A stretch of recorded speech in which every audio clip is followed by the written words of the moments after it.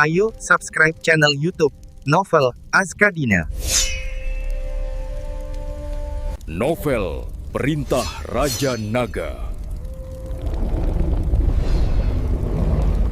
Bab 5346 telah dicuri. Memasuki gerbang utama, kita akan memasuki halaman yang luas. Di tengahnya berdiri sebuah lonceng perunggu besar yang diukir dengan rune yang padat. Lonceng itu adalah harta karun kuil Lein, lonceng Lein. Namun, rune pada lonceng itu redup, jelas menunjukkan adanya masalah. Seorang pendeta Tao tua berjubah putih, berambut putih, dan berwajah muda, muncul dari aula utama. Tatapannya tajam, dan ia memancarkan aura seorang dewa bumi tingkat 9. Ia tak lain adalah Taois Wuji, kepala biara kuil Lein. David, kau di sini? Taois Wuji tersenyum sambil melangkah maju. Aku sudah menunggu di sini cukup lama. Taois Wuji tahu David dan rekan-rekannya akan tiba. Karena urusan di surga kelima sudah beres, David tidak bisa tinggal di sana selamanya. David segera membungkuk dan memberi hormat. Guru, bagaimana Anda tahu saya akan datang ke surga ke-6? Aula ke-6 kuil berada di langit ke-6, jadi tentu saja kau akan datang. Lagi pula, dengan kecepatan kultivasimu, kau tidak bisa selamanya berada di langit kelima.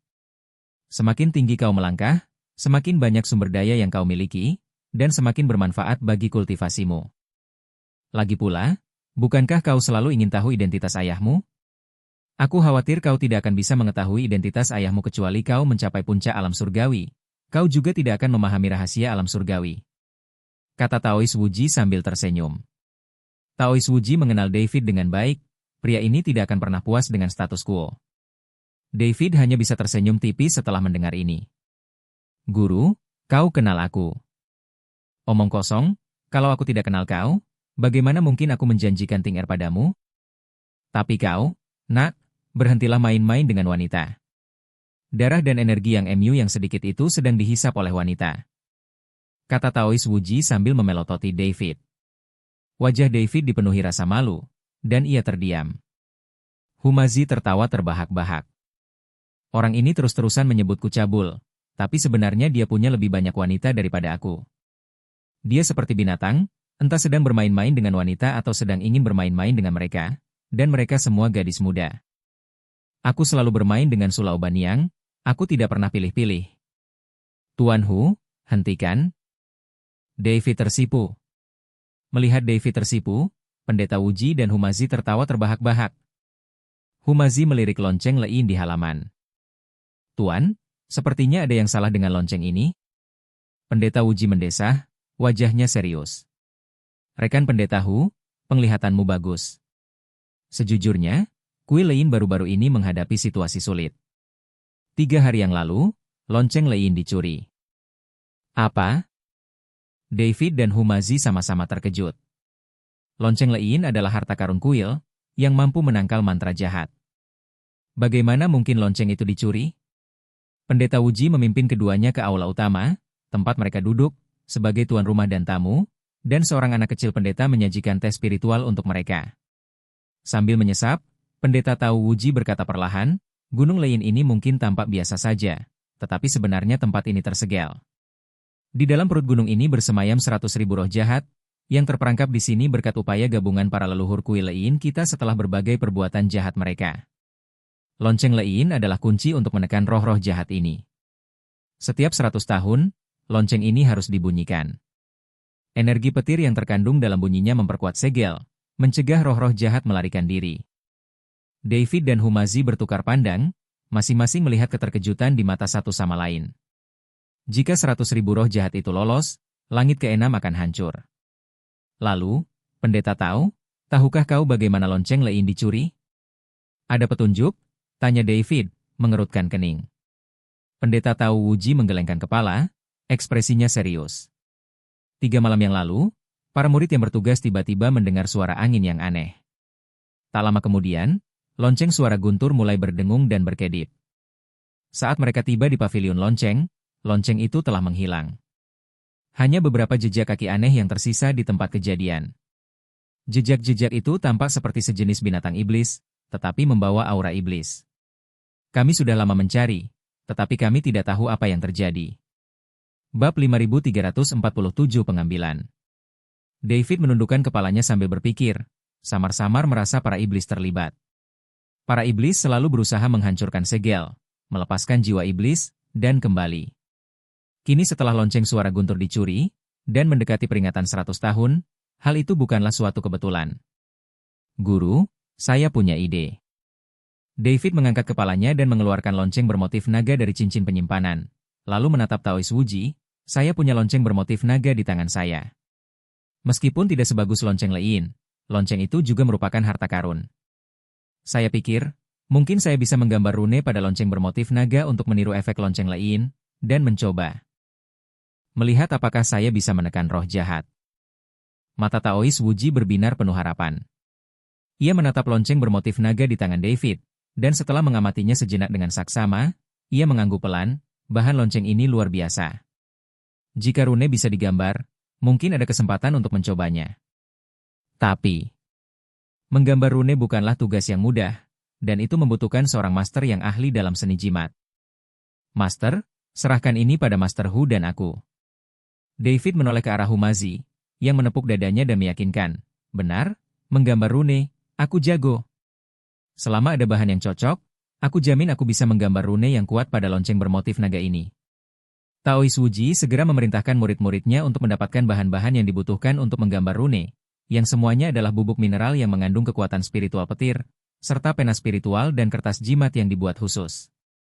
David dan Humazi menemukan ruangan yang tenang dan mulai beristirahat, menggambar rune. Siang dan malam, mereka bekerja keras tanpa lelah, mengerahkan keterampilan luar biasa dan kekuatan mental yang dahsyat untuk dengan cermat mengukir rune pada lonceng sulaman naga. Setiap rune dipenuhi energi spiritual dan upaya cermat mereka, beresonansi dengan pola naga pada lonceng. Setelah beberapa hari, lonceng sulaman naga tertutup rapat dengan rune, memancarkan aura misterius. Tiba-tiba, Gunung Lein bergetar hebat. Awan gelap menebal di langit, dan bayangan iblis gelap menjulang di antara awan. Raungan melengking menggema di seluruh gunung. Seolah merasakan segelnya mengendur, 100.000 roh iblis mulai menyerang dengan panik. Sudah terlambat. Kita tidak punya pilihan selain memukul lonceng sulaman naga. Teriak David, dan bersama Humazi, mereka membawa lonceng sulaman naga ke panggung di puncak gunung. Menyalurkan energi spiritualnya, David menggenggam palu lonceng dengan kedua tangan dan membantingnya dengan keras. Dang! Dengan suara dentuman keras, lonceng sulaman naga mengeluarkan bunyi dentuman tumpul, menggema di seluruh gunung Lein. Begitu lonceng berdentang, bayangan-bayangan iblis itu tanpa tertahan oleh suatu kekuatan. Serangan panik mereka terhenti. Namun, roh-roh iblis itu terlalu kuat, dan sesaat kemudian, mereka melanjutkan serangan panik mereka pada segel. Rune pada lonceng sulaman naga berkilauan, terus-menerus menahan serangan roh-roh iblis. Namun, beberapa masih berhasil menembus segel dan menukik menuju puncak gunung. Tepat ketika semua orang putus asa, pola naga pada lonceng sulaman naga tiba-tiba berkilauan dengan cahaya keemasan yang menyilaukan. Kemudian, cahaya keemasan itu menyatu menjadi naga biru raksasa. Naga biru itu meraung ke langit, bergema di langit, dan kemudian, dengan lambaian cakarnya yang besar, ia menghancurkan roh-roh iblis yang telah terlepas dari segel satu persatu. Roh-roh iblis itu untuk sementara ditekan, tetapi semua orang tahu ini hanyalah tindakan sementara. Meskipun kuat, lonceng sulaman naga tidak dirancang khusus untuk menekan roh iblis, dan dikhawatirkan tidak akan mampu mempertahankan segelnya lama-lama. Kita harus mendapatkan lonceng Lein kembali secepat mungkin. David menatap Taois Wuji dengan ekspresi serius. Guru, saya pikir orang yang mencuri lonceng Lein pasti ingin melepaskan jiwa iblis, dan kemungkinan besar itu terkait dengan klan iblis. Guru Hu dan saya akan turun gunung untuk menyelidiki masalah ini. Guru, Anda pimpin para murid untuk menjaga lonceng pola naga dan pastikan segelnya tetap stabil. Taois Wuji mengangguk dengan tatapan tegas, oke. Semuanya terserah Anda. Semua orang di kuil Lein akan melakukan yang terbaik untuk menjaga lonceng pola naga dan mencegah jiwa iblis keluar.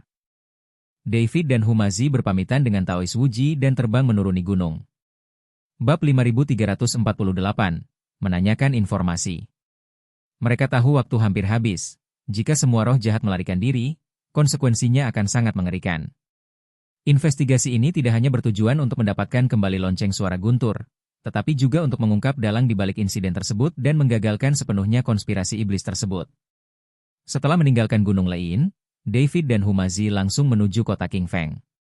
Token yang diberikan Xiao Cui masih berada di tangan David. Menara informasi, yang sesuai dengan token tersebut, adalah salah satu dari sedikit pangkalan intelijen di surga ke-6 yang berani menguak rahasia berbagai faksi. Dengan imbalan tertentu, hampir tidak ada informasi yang tidak dapat mereka ungkap. Mereka mendarat di gang timur kota King Feng. Tersembunyi jauh di dalam gang tersebut, terdapat sebuah rumah kayu sederhana. Sebuah pola roda gigi halus terukir di ambang pintu, menandai menara informasi tersebut. Humazi hendak mendorong pintu hingga terbuka ketika David menghentikannya. Seberkas energi spiritual berkumpul di ujung jarinya, dan ia menekan pola yang sama pada kenop pintu seperti yang dilakukan token Xiao Cui. Dengan derit, pintu kayu itu otomatis terbuka ke dalam. Ruangan itu dipenuhi aroma samar tinta.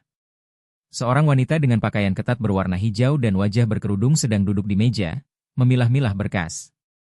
Ia melirik mereka berdua, tatapannya berhenti pada token di tangan David, dan nadanya datar. Kantor informasi hanya mengenali token, bukan manusia. Apa yang ingin kalian berdua selidiki? Izinkan saya perjelas dulu, jika ini melibatkan rahasia kerajaan Tuhan atau rencana inti kuil, kalian harus membayar batu abadi bermutu tinggi, dan kelengkapan informasinya tidak dijamin. Kami ingin menyelidiki pencurian lonceng Lein dari Gunung Lein 3 hari yang lalu. David meletakkan token itu di atas meja, termasuk semua jejak kekuatan yang muncul di dekat Gunung Lein malam itu, fluktuasi kekuatan spiritual yang abnormal, dan catatan transaksi terbaru yang berkaitan dengan jiwa iblis dan segel. Wanita itu mengambil token dan menggosoknya sejenak, lalu mengeluarkan bola kristal dari laci dan menempelkan token itu di permukaan bola. Bola kristal itu langsung menyala dengan cahaya biru, menampakkan sederet karakter kecil, sebuah token yang diberikan secara pribadi oleh pemilik menara informasi surga kelima, dengan otoritas kelas A, yang memungkinkan akses ke intelijen dari bagian timur surga ke-6 dalam waktu 3 bulan. Ia menyimpan bola kristal itu, berbalik, dan mengeluarkan 3 jilid buku yang menguning dari rak buku, lalu meletakkannya di depan kedua pria itu.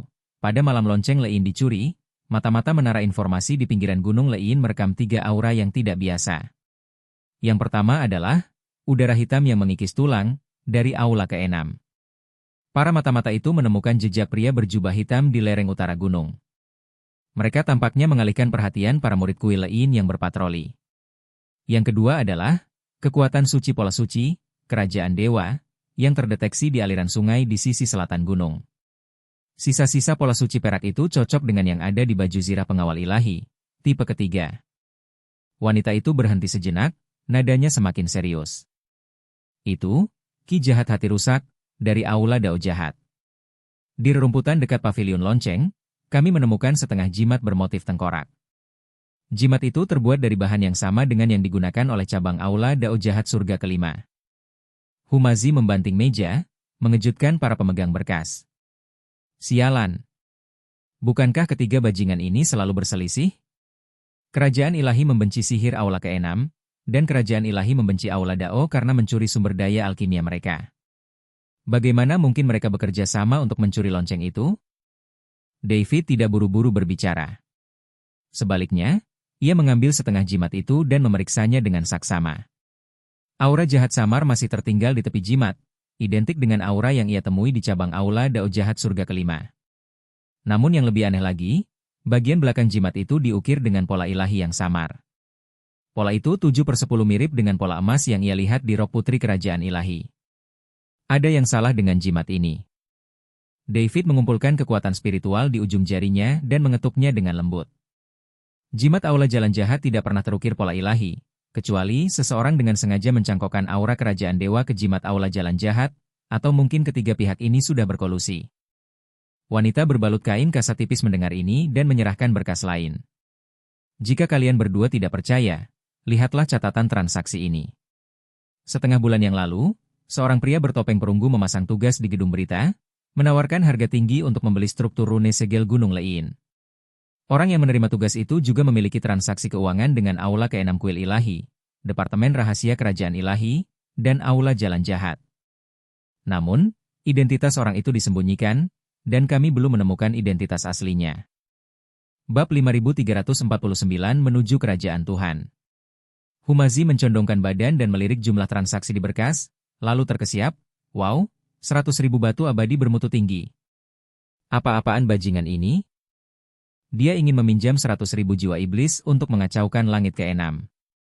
David menutup berkas itu, tatapan dingin terpancar di matanya. 6 aula kuil ilahi ingin menggunakan jiwa iblis untuk melemahkan kekuatan kuil Lein dan kerajaan ilahi, agar dapat memanfaatkan kesempatan untuk memperluas wilayah. Mungkin ada pengkhianat di kerajaan ilahi yang ingin menggunakan jiwa iblis untuk menciptakan kekacauan dan menggulingkan raja saat ini. Lagi pula, fakta bahwa putri ilahi melarikan diri dari pernikahan menunjukkan adanya perpecahan di dalam kerajaan ilahi.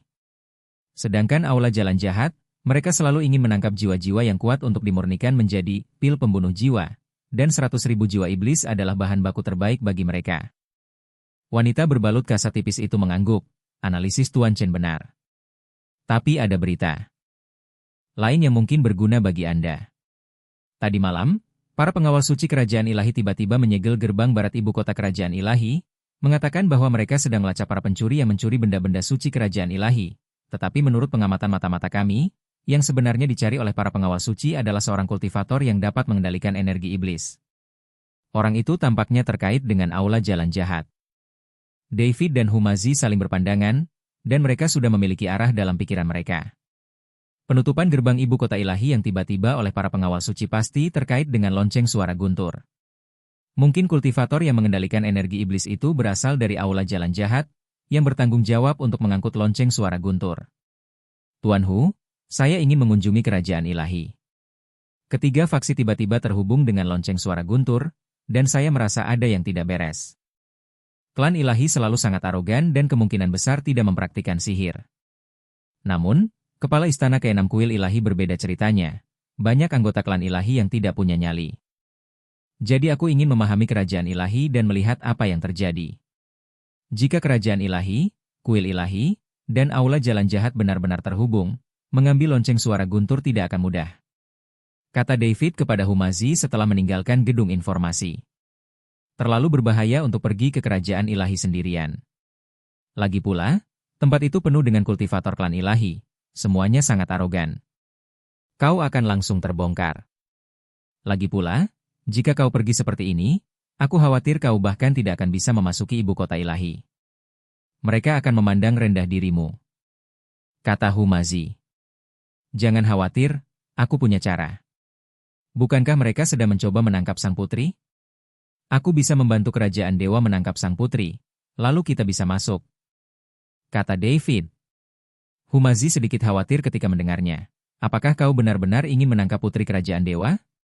Belum lagi kemungkinan ada penjaga tersembunyi di sekitarnya. Sekalipun kau berhasil menangkapnya, kerajaan dewa dijaga ketat. Bisakah kau masuk dengan seorang putri yang penuh perlawanan? Dan kita tidak tahu kemana sang putri pergi sekarang. Di mana kau bisa menangkapnya? Menara berita seharusnya tahu. Aku bisa mendapatkan informasi dari menara berita. Setelah David selesai berbicara, ia menggosok token yang diberikan Xiao Cui dengan ujung jarinya. Dan tak lama kemudian lokasi spesifik putri kerajaan dewa muncul di lautan kesadarannya. David tersenyum tipis, menara berita baru saja mengirim pesan bahwa sang putri bersembunyi di lembah Luoxia di selatan kota King Feng. Dia satu-satunya di lembah itu, tanpa pengawal dewa yang mengikutinya. Mengenai memasuki kerajaan dewa, selama dia ada di tanganku, kerajaan dewa tidak akan mudah bertindak melawanku. Mereka menginginkan seorang putri yang utuh untuk dinikahi dan tidak akan pernah membiarkan apapun terjadi padanya. Humazi masih merasa ragu, tetapi ia juga tahu bahwa tidak ada cara yang lebih baik saat ini, jadi ia hanya bisa mengeluarkan beberapa jimat tembus pandang dari tas penyimpanannya. Ambillah, lembah Luoxia memiliki penghalang spiritual alami, dan jimat ini dapat membantumu menyembunyikan napasmu. Jika memang tidak berhasil, jangan dipaksakan, mari kita pikirkan cara lain. David mengambil jimat itu dan menempelkannya di tubuhnya. Sosoknya langsung menyatu dengan cahaya dan bayangan di sekitarnya. Kau tetap di kota King Feng dan awasi pergerakan menara berita. Begitu ada berita tentang keberadaan lonceng Lein, segera kirim pesan kepadaku. Aku akan mengirimkan pesan balasan dari kerajaan dewa paling lambat 10 hari. Begitu selesai berbicara, ia melesat ke udara dan terbang menuju lembah Luoxia. Bab 5350, Menangkap Sang Putri. Lembah Luoxia sesuai dengan namanya. Senja telah tiba, dan cahaya gemilang menyinari lembah, menyinari bunga-bunga merah muda yang menyelimuti lereng bukit dengan rona yang semakin cerah. Di tepi sungai di tengah lembah, seorang putri dewa bergaun putih duduk di atas batu biru. Ujung jarinya menyentuh air dengan lembut, dan pola-pola emas ilahi beriak di permukaannya. Ia adalah wanita yang telah diselamatkan David dan Humazi sebelumnya. David bersembunyi di balik pohon, mengamati kesedihan di dahinya, tetapi tetap diam. Baru ketika matahari telah sepenuhnya terbenam di bawah cakrawala, senja menyelimuti lembah, dan sang putri bangkit untuk pergi, ia tiba-tiba menyerang. Sebuah kekuatan spiritual keemasan langsung melilit pergelangan tangan sang putri, dengan kuat menahan kekuatan magisnya. Sang putri berbalik kaget dan marah, melihat David muncul entah dari mana. Matanya dipenuhi kekhawatiran. "Kau, apa yang kau inginkan? Aku akan membawamu kembali ke kerajaan Tuhan," kata David datar, kekuatan spiritualnya mengencang di ujung jarinya. "Kerajaan Tuhan sedang mencarimu. Daripada ditangkap dan dihukum oleh para penjaga dewa, kenapa tidak ikut denganku? Setidaknya aku tidak akan melakukan apapun padamu seperti yang mereka lakukan."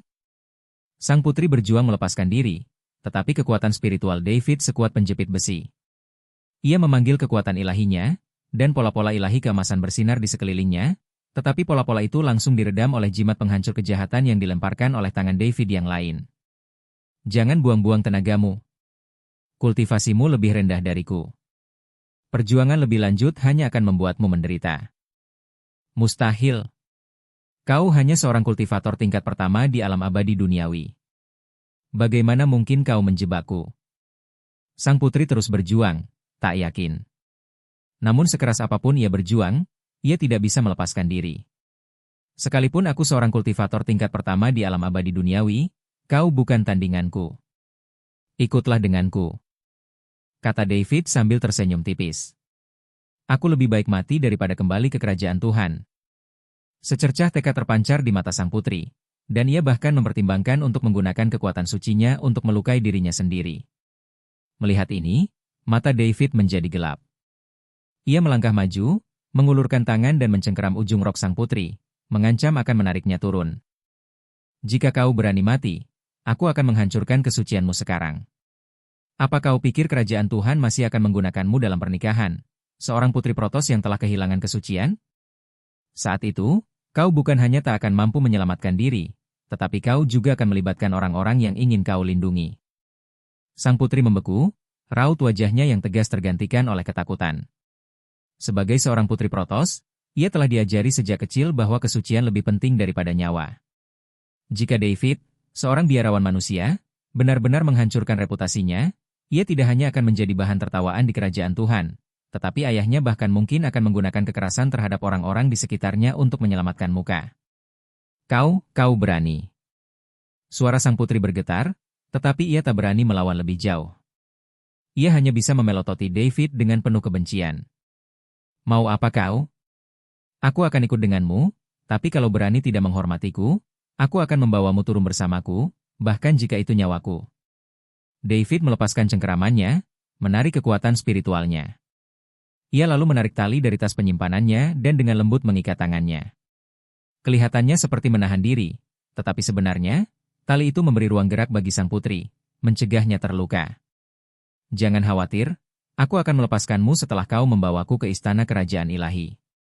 Sampai saat itu, sebaiknya kau bersikap baik, atau aku akan menelanjangimu dan menidurimu."